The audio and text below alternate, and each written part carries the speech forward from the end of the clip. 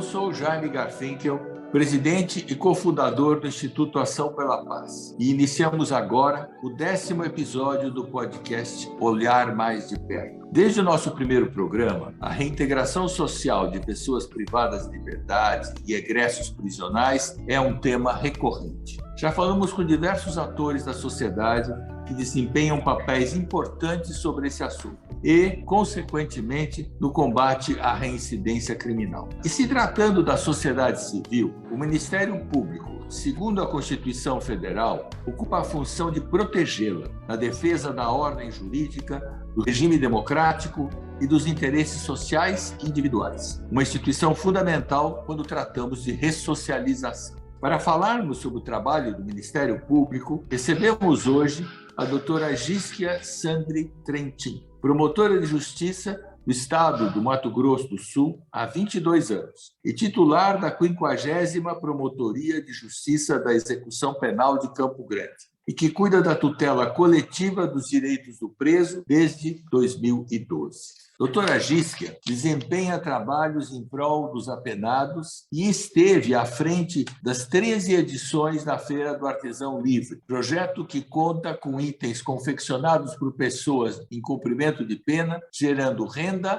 e trabalho para os participantes. Ela é coautora dos livros Crime Organizado, Ferramentas Legais de Combate, Interceptação Telefônica e Ambiental e suas deficiências e Organização Criminosa, comentários à Lei nº 12.850, de 5 de agosto de 2013.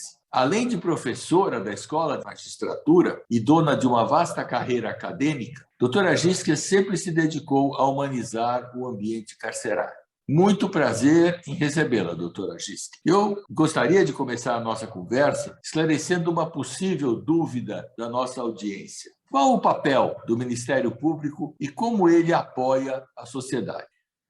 Bom, o prazer é todo nosso, Jaime. Uma alegria e uma honra este convite. E o papel do Ministério Público, a partir da nossa Constituição de 1988, ele se acentuou muito na defesa dos direitos sociais e individuais indisponíveis, tendo assim um amplo leque de atuação. Nós temos a defesa do meio ambiente, a defesa do idoso, do patrimônio público e social, da criança e do adolescente, da pessoa que se encontra privada de liberdade. Há um extenso rol previsto no artigo 41 da nossa Lei de Execução Penal, que é a Lei 7.210, de 11 de julho de 1984. E nós podemos destacar a atribuição de trabalho e a sua remuneração, o direito às diversas assistências de caráter material, alimentação suficiente, vestuário, a assistência à saúde, que vai desde o atendimento médico, farmacêutico e odontológico dentro do cárcere, a assistência jurídica àqueles que não possuem recursos financeiros para contratar advogados, a assistência educacional, que é a instrução escolar, profissional, cultura, atividades intelectuais, acesso a livros e à biblioteca. E aí é interessante notar que, embora tradicionalmente o promotor de justiça seja conhecido como responsável por promover uma acusação, quando a condenação acontece, o promotor vela não só pelo correto cumprimento da pena pelo condenado, mas também pelo respeito de todos esses direitos que nós mencionamos. É um aparente paradoxo, mas esse paradoxo, essa contradição se afasta quando a gente compreende a amplitude das atribuições de quem defende o cumprimento das leis, no caso, um membro do Ministério Público. E é interessante a gente notar que logo no artigo 1º da nossa LEP se estabelecem 2 objetivos principais da execução da pena. O primeiro deles é cumprir a sentença ou acórdão condenatório, que se cumpre pelo simples passar do tempo dentro da prisão, se falando de uma prisão em regime fechado, por exemplo. E o segundo objetivo é propiciar meios para o retorno harmônico do indivíduo em sociedade. Então, como que nós podemos falar num retorno harmônico de alguém para a sociedade se a gente não mudar o foco da forma como se cumpre pena? Porque, infelizmente, o foco ainda é fazer com que o preso sinta as agruras do cárcere. no lugar da inserção e da ampliação de políticas transformadoras dessa pessoa. E sem mudar o foco, continua-se tudo igual. É mais ou menos como disse Einstein: insanidade é continuar fazendo sempre a mesma coisa e esperar resultados diferentes. Então, o papel do Ministério Público, em se tratando de sistema carcerário, é ser o tutor desse sistema humanizado e digno, consoante é previsto nas nossas leis, na nossa Constituição Federal e, inclusive, em regramentos internacionais. Podemos fazer menção aqui às regras de Mandela, que foi um nome em homenagem ao grande líder sul-africano. Foi um documento criado pela ONU ainda em 1955. Passou por uma revisão em 2015 e incorpora muitas garantias de assegurar o tratamento digno às pessoas que se encontram privadas de liberdade. Vejam que interessante que na sua quarta regra, o objetivo da pena de prisão ou de qualquer medida que seja restritiva da liberdade é prioritariamente proteger a sociedade contra a criminalidade e reduzir a reincidência, que é justamente o objetivo do Instituto Ação pela Paz. Então, vocês estão realmente no caminho certo. Isso, efetivamente, no fundo, é a necessidade de efetivação da pena de uma maneira correta, se entendi bem. Como é que a senhora percebe o sistema prisional nosso hoje, nesse sentido? Qual é a efetividade que nós estamos conseguindo, em geral? O nosso sistema prisional, com todos os defeitos que ele possui, a gente parte da própria superlotação carcerária, que não é segredo para ninguém, e infelizmente assola as unidades prisionais do nosso país praticamente inteiro. Nós somos o terceiro país que mais encarcera, perdemos apenas para a China e para os Estados Unidos. Temos hoje 500 mil de pessoas que se encontram encarceradas. Só que a gente percebe uma mudança de posicionamento, principalmente daqueles que tutelam esses direitos. Os gestores, eles têm se conscientizado da importância de empreenderem esforços para oportunizar estudo, aprendizado, trabalho, ocupação lícita, atividade produtiva, justamente para que quando essa pessoa saia, ela tenha como trilhar um novo caminho longe da criminalidade. Só de ter esse conhecimento, essa constatação, essa mudança de paradigma, já é um avanço enorme para se realmente concretizar essas medidas transformadoras. E é engraçado porque a gente percebe isso em pequenos detalhes, né? Em solenidades, hoje, a gente ouve falar expressamente em ressocialização, que era até então um tema muito tabu, quando a gente falava em sistema prisional. Nós tivemos a inauguração recente de um presídio aqui em Campo Grande, um presídio regime fechado, e essa tecla da ressocialização, ela foi mencionada por autoridades que fizeram uso da palavra na ocasião, do governador do estado ao ministro da Justiça, sobre a importância do desenvolvimento de políticas públicas voltadas à recuperação do indivíduo. E assim, nós entramos num ponto extremamente sensível neste momento, que me cabe aqui confessar. Não há nada mais triste e deprimente do que ouvir de um preso. Depois a gente faz a pergunta: o que você faz aí dentro? Qual que é a sua ocupação? E ouvir dele nada. É um sentimento de fracasso total, porque o Estado tem a obrigação de proporcionar alguma atividade útil a esse ser humano que apenas temporariamente está privado de liberdade, mas assim não permanecerá para sempre. Essa pessoa vai cumprir a pena e ela vai voltar para o meio social. Se a pena não lhe serviu para aprender nada útil, as chances de reincidência sobem demais e o risco à segurança pública vai na mesma proporção. Tudo o que nós estamos buscando que não aconteça quando esse sujeito deixar a prisão. E, ao mesmo tempo, essa situação revela um desprezo muito grande pelo potencial de cada pessoa. Eu gostei muito de um filme turco chamado O Milagre da Cela 7. Já é bem conhecido esse filme. E por que me chamou tanta atenção, além de se tratar de um filme de um roteiro maravilhoso? É porque, embora ele retrate um caso clássico de erro judiciário, ele mostra pelos olhos de uma criança que todo todo aquele que está privado da liberdade tem uma história, que ele teria uma doença relacionada ao crime que ele praticou e que ele estaria preso justamente para tratar da sua doença, ou seja, para evoluir, para melhorar.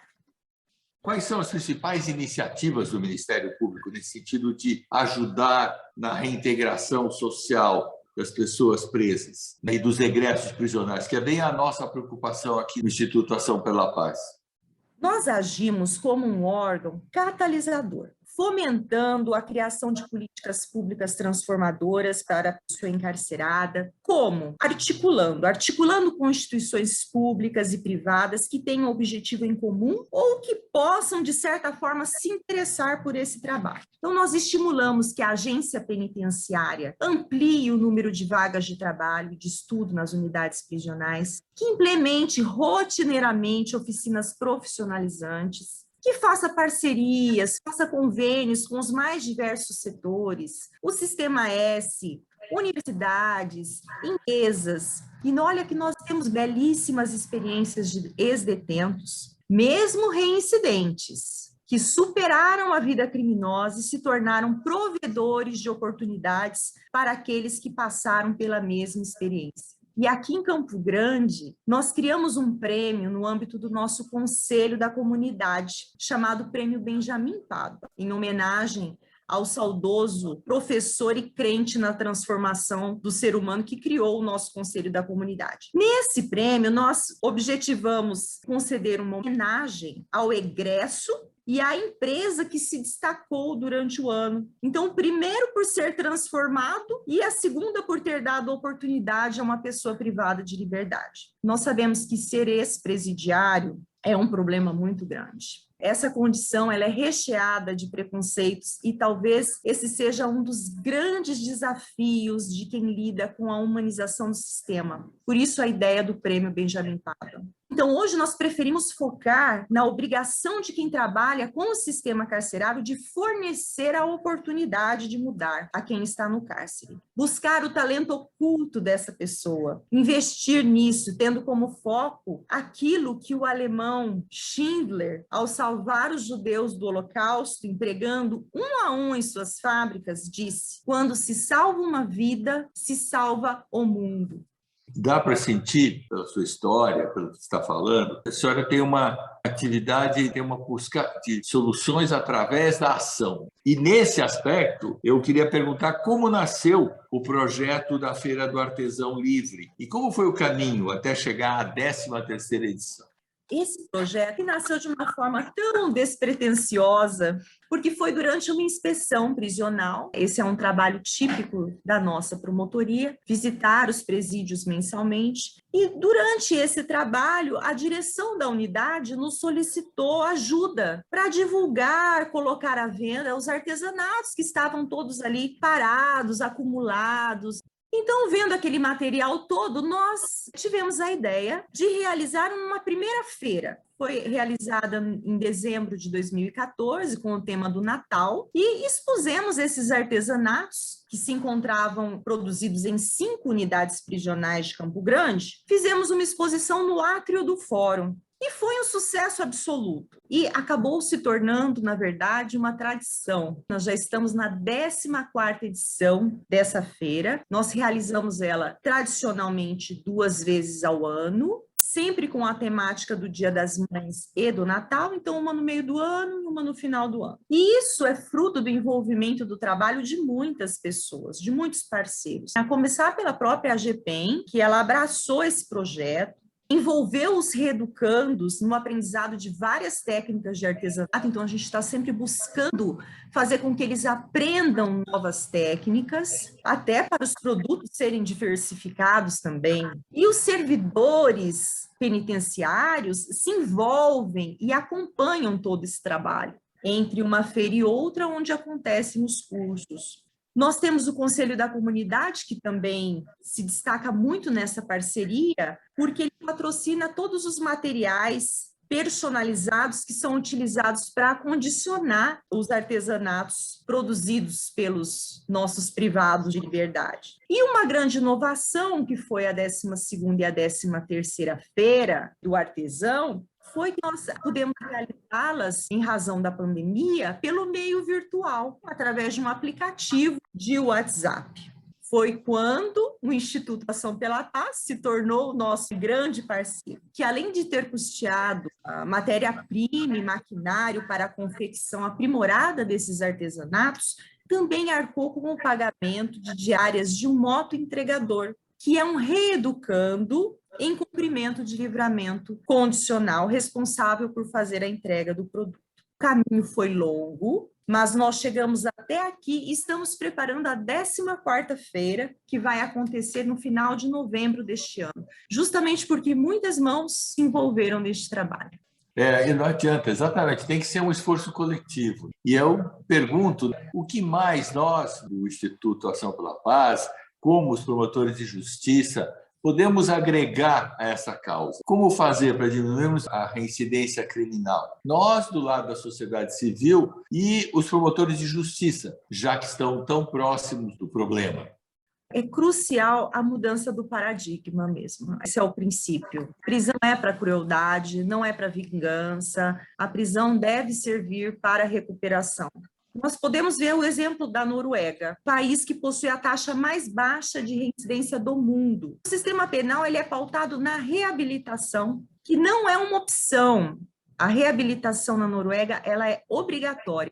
Se o indivíduo não comprovar que se reabilitou completamente, a pena será prorrogada até que a sua reintegração seja comprovada. Então, além de instalações condignas, há um grande investimento em oficinas de formação profissional, cursos educacionais, uma pequena remuneração ao trabalhador e estratégias para combater o ócio. Então, adaptando o sistema norueguês à nossa realidade, nós precisamos trabalhar todos cada vez mais firmes para implementarmos no cárcere medidas ressocializadoras e apoiar o egresso na sua reinserção social. E para mudar mentalidades que ainda sustentam que a pena de prisão não funciona, mas também não fazem nada para que o sistema venha a funcionar. E para isso é preciso trabalho, menos discurso negativo, que não leva a lugar nenhum, e mais ações positivas de transformação. E falando do Ministério Público, para que nós possamos atingir esse anseio preconizado nas nossas leis, na Constituição Federal e em regramentos internacionais, o membro do Ministério Público tem que cumprir o seu papel de defensor dessa ordem jurídica, fomentando essas políticas públicas voltadas à sobrevivência digna dentro do cárcere e à transformação da pessoa encarcerada, especialmente pelo estudo e pelo trabalho. E agir, principalmente, sem receio de ser criticado por eventual postura taxada de humanista. Tem, aliás, uma frase sua, quando disse que a ressocialização não se pratica sem parcerias. Como é que é a sua percepção maior ainda sobre isso? Como ampliar mais parcerias? O Ministério Público não consegue nada sozinho. Aliás, ninguém consegue. Então, é imprescindível que nós busquemos o apoio daqueles que têm interesse em comum e que acreditam que o trabalho e a dedicação a melhorar quem está no cárcere gera benefícios, não é para essa pessoa, é para todo mundo. Nós precisamos procurar sempre novos interessados, esclarecer melhor a sociedade sobre o trabalho que deve ser feito com quem cumpre pena, voltado à reinserção social aprimorada. Eu digo sempre, não há pena de morte, nem prisão perpétua no Brasil. Todo aquele que entra no sistema um dia vai sair. E tem que ser interesse de todos que essas pessoas voltem melhores do que quando entraram. A ideia desse podcast surgiu no Ação pela Paz justamente para que algumas pessoas percebam que, primeiro, é um tema importante, as pessoas vão voltar para a sociedade e nós temos que fazer alguma coisa. Tem um texto que você escreveu na nossa coluna O Olhar Mais de Perto, foi publicado em maio desse ano. A senhora falou sobre o desafio de humanizar e cita ali que realizar as inspeções mensais nas unidades prisionais a fez lembrar e aprender a não generalizar. Você poderia nos falar sobre essa questão do não generalizar?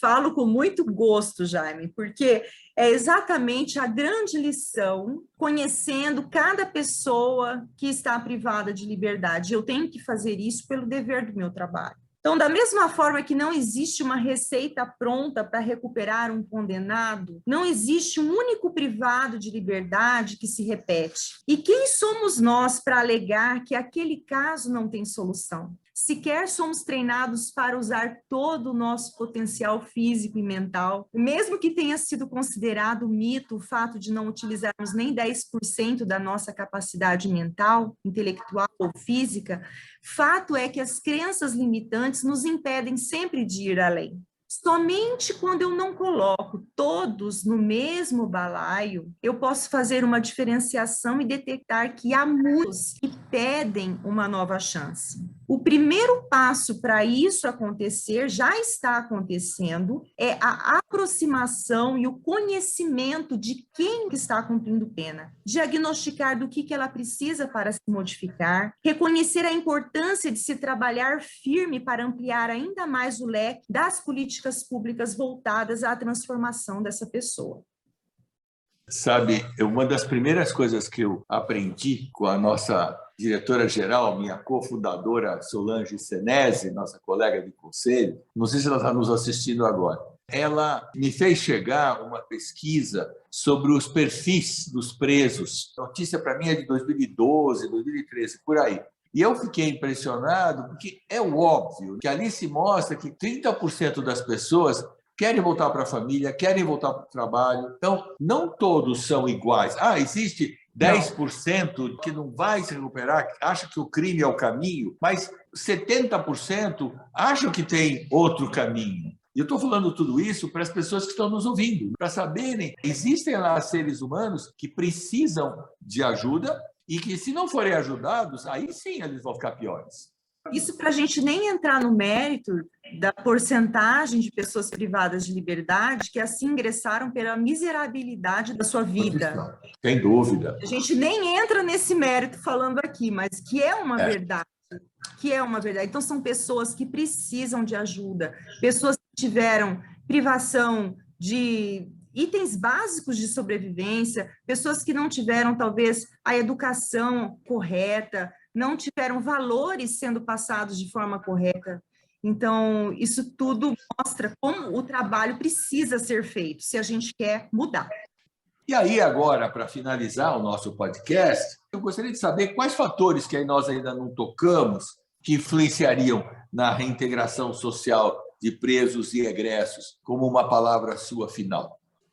Olha, o primeiro fator será sempre proporcionar a essa pessoa que está privada de liberdade a certeza de que, se ela quiser, ela pode ser alguém diferente e que ela tem como contar com o apoio de que ela necessite. É essencial o trabalho de uma equipe multidisciplinar que trabalhe realmente esse psicológico para que a pessoa queira a mudança. O segundo fator é aniquilar o ócio, estimular toda e qualquer atividade que faça essa pessoa se sentir útil. Chegamos a incentivar aqui no Estado, inclusive, a montagem de quebra-cabeças por detentos. Existe um projeto muito lindo do diretor de um presídio de Ivinhema, interior do Estado, que coloca os presos para montarem quebra-cabeças de milhares de peças, alusivos a obras de artes famosas. E após é feito o enquadramento dessa obra e depois vendidos e, obviamente, auxiliado no custeio do próprio presídio desses presos que elaboraram os trabalhos.